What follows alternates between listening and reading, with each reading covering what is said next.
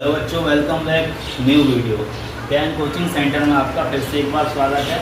हम लोग देखने वाले हैं क्लास 10 का एक और नया क्वेश्चन। चलिए देखते हैं। क्वेश्चन क्या है, हमारे सामने एक बहुपद दिया है। क्या दिया है? बहुपद। बहुपद है 2x² - 7x + 3 के शून्य दिए हैं p और q। तो हमें p² + q² का मान बताना है। चलिए कैसे बताएंगे? दो तरीके हैं इसके। एक तो आप मूल्यों का योगफल यानी कि शून्यकों का योगफल और गुणनफल का सूत्र लगाएं, उससे कर सकते हैं। और दूसरा गुणनखंड करके भी आप कर सकते हैं। चलिए हम लोग देखते हैं कैसे। यहाँ पर हम लोग देखेंगे गुणनखंड करके, देखिएगा। तो यहाँ पर इसी को लिखते हैं पहले, 2x² - 7x + 3। ठीक है। ये अब क्या करना है, 3 का गुणा करना है 2 में। 3 दूनी 6। कितना आया बच्चों? 6 आया। तो हमें 6 के ऐसे गुणनखंड करने हैं कि जोड़ने पर कितना आ जाए? 7 आ जाए। तो 6 के गुणनखंड होंगे 6 गुणा 1, 6 एकम 6 और 6 + 1 तो कितना हो जाएगा? 7 हो जाएगा। तो हम 7 की जगह क्या लिखेंगे? 6 + 1 लिखेंगे। लिख दो 2x² - यहाँ पर क्या लिखेंगे? अब माइनस लगाए तो ब्रैकेट में लिखते हैं, माइनस लगाओगे तो कोष्टक में लिखेंगे। क्या लिखेंगे? 6x + 1x यानी कि x + 3। अब देखिए माइनस ये लगा है, ऊपर चेक कर सकते हैं आप। यहाँ 7x था तो यहाँ देखो 6x और प्लस 1x तो 7x हो जाएगा, यानी कि हमारा क्वेश्चन सही है।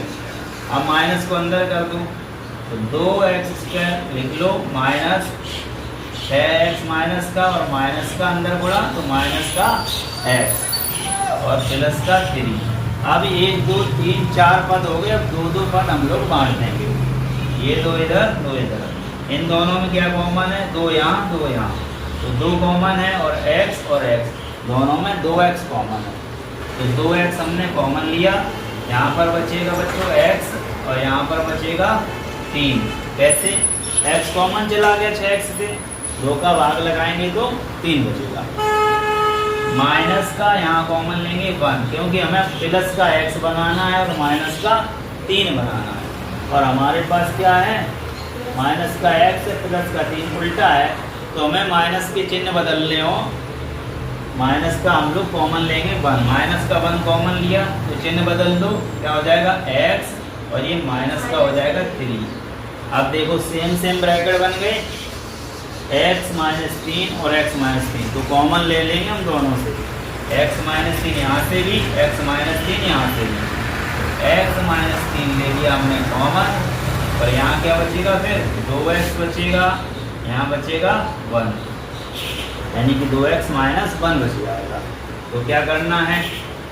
जब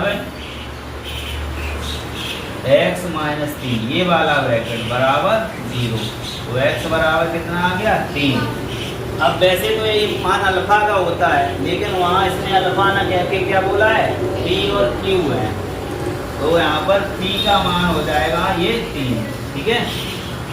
अब यहाँ देखो, अब इस ब्रैकेट को हम लोग 0 करेंगे। क्या लिखेंगे? जब 2x - 1 बराबर 0, तो 2x बराबर 1 उधर ले गए, प्लस का हो गया। ठीक है।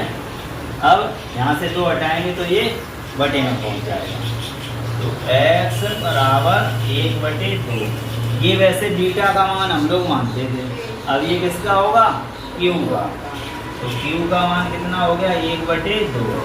p और q हमें पता चल चुके हैं, तो हम लोगों को p² + q² निकालना है। कैसे निकाल लेंगे? यहीं पर क्या लिख लेंगे? ये वाली है p² + q² क्या हो जाएगा? p की जगह 3 का स्क्वायर प्लस q² की जगह 1/2 का स्क्वायर। ठीक है। तो दिख रहा है। तो 3 का स्क्वायर क्या हो जाएगा? 9 प्लस इसका स्क्वायर क्या हो जाएगा? 1/4। अगर इसको हम लोग यहीं छोड़ दें या फिर सॉल्व कर लें इतना भी आंसर हो सकता है। तो सॉल्व करना है इसके बटे में क्या ना, एक क्या हो जाएगा 4 आ जाएगा लासा, और 9 चौको 36 प्लस 1, और क्या लिख सकते हैं इसको 37 बटे 4 लिख सकते हैं। और क्या आंसर हो सकता है, 4 का भाग करें तो 4 निम्मा 36, 1 बचेगा तो 1 बटे 4 ऐसे। तो इनमें से कोई भी आंसर आपके एग्जाम में दे सकता है, ये कुछ भी। तो जो आपको आंसर मिलेगा उस पर आप लोग सही का टिक लगाकर आएंगे।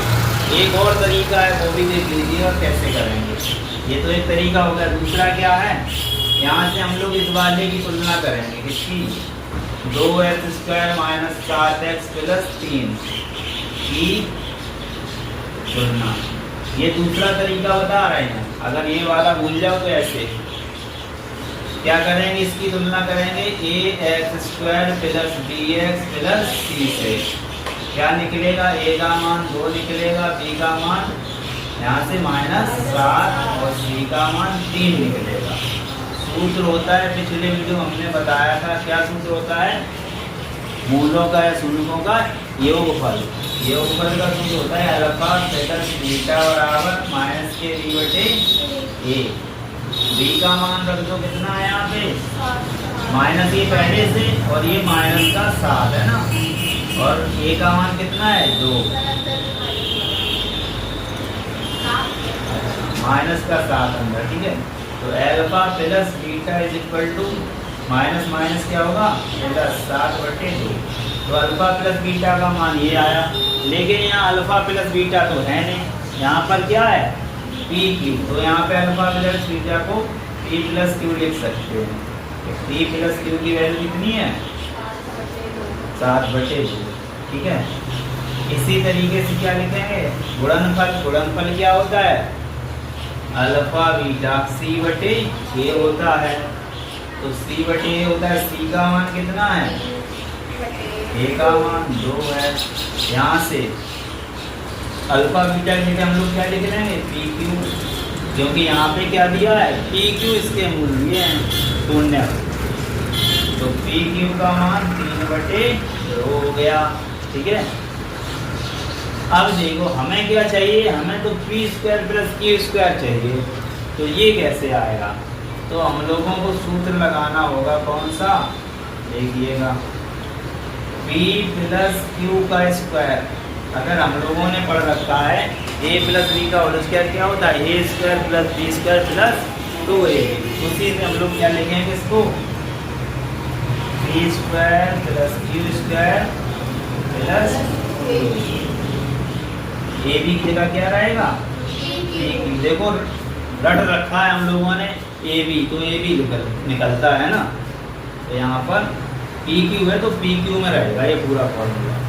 हमें देखो क्या चाहिए p² प्लस q² चाहिए, तो ये रखा है, तो इसको साइड में बना रहने दो, इन सब की वैल्यू यहाँ रख दो, काम बन जाएगा। तो ये देखो p प्लस क्यू कितना है यहाँ से 7 बटे 2, इसकी जगह लिख दें 7 बटे 2 का स्क्वायर बराबर p² प्लस q²। इसका तो मान निकालना, इसमें कुछ नहीं छोड़ना, प्लस 2 और pq का मान ये रखा 3 बटे 2। ये देखो 2 से 2 कट जाएगा, 3 बचेगा यहाँ पर, तो 3 इधर लाएंगे, ये क्या होगा 7 का स्क्वायर 49 बटे 4। ये 3 इधर आएगा तो माइनस का 3 हो जाएगा। ये मान हमें निकालना है p² प्लस q², ऐसे ही लिखेंगे। यहाँ बटे में 1 लेंगे तो लासा आएगा कितना 4। तो 4 का भाग 4 में एक बार, 1 का गुणा 49 में तो 49 माइनस 1 का भाग 4 में 4 बार, 4 का गुणा 3 में 12, ठीक है। 49 में से 12 घटा दो, कितने बचे 37 बचे, कितने बचे बटे में 4। 37 में भाग दो, कितने बार जाएगा 9 बार, 9 चौको 36, 1 बचा, 1 ऊपर लिख दो, 4 नीचे लिख दो। और बराबर में क्या चल रहा था, यही चल रहा था p² प्लस q²। तो ये तुम्हारा आंसर आएगा। चाहे इस तरीके से कर लो, चाहे इस तरीके से कर लो, मैंने आपको 2 तरीके बता दिए हैं। वीडियो अच्छा लगा हो तो लाइक करना और भी ऐसे वीडियो के लिए सब्सक्राइब कर लेना। एक आपको आइडिया बता दे रहा हूँ आपको कैसे 98% तक अंक आ सकते हैं आपके। एक वेबसाइट है, उस पर आप जा सकते हो। वेबसाइट है, ये देखिए, सरकारी कार्य.com। इस वेबसाइट पे जाओगे तो ओपन होगी, वहीं पे लिखा मिलेगा आपको 98% अंक कैसे लाएं।